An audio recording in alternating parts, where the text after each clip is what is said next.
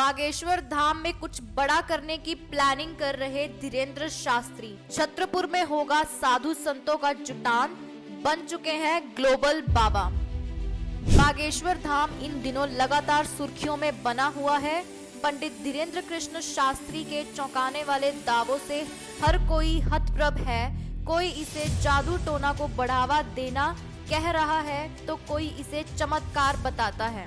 पर्ची पर लोगों के मन की बात बताने का दावा करने वाले धीरेन्द्र कृष्ण शास्त्री के खिलाफ केस दर्ज करने तक की मांग भी की जा चुकी है। इस बीच बागेश्वर धाम के पीठाधीश्वर 3 दिन के बाद यहां पहुंचे। जब उनसे पूछा गया कि वह कहां थे तो धीरेन्द्र कृष्ण शास्त्री ने बड़ी प्लानिंग के बारे में जानकारी दी। छत्रपुर स्थित बागेश्वर धाम के पीठाधीश्वर पंडित धीरेन्द्र कृष्ण शास्त्री लगातार चर्चा का विषय बने रहते हैं।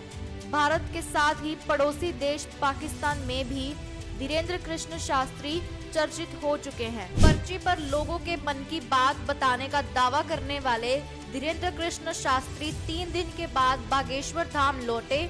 इस दौरान उनका दर्शन करने के लिए हजारों की तादाद में लोग उमड़ पड़े।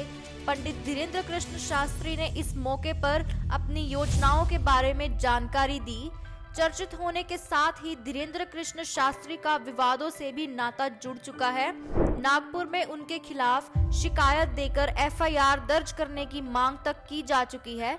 हालांकि नागपुर पुलिस ने उसके खिलाफ लगाए गए आरोपों को निराधार पाते हुए मांग को खारिज कर दिया और बागेश्वर धाम के पीठाधीश्वर पंडित धीरेन्द्र कृष्ण शास्त्री को क्लीन चिट भी दे दी।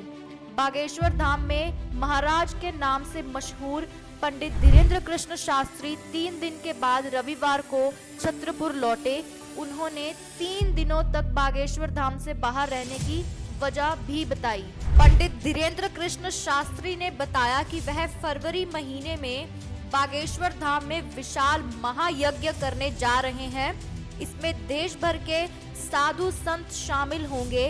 वह साधु संतों को आमंत्रण देने में व्यस्त हैं। इस वजह से धीरेन्द्र शास्त्री 3 दिन के बाद बागेश्वर धाम पहुंचे।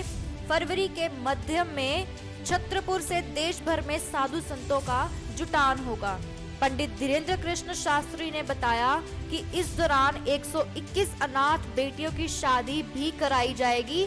पाकिस्तान में भी उनके काफी मुरीद हैं। इस पर बागेश्वर धाम के पीठाधीश्वर ने कहा कि यह बागेश्वर बालाजी की कृपा है।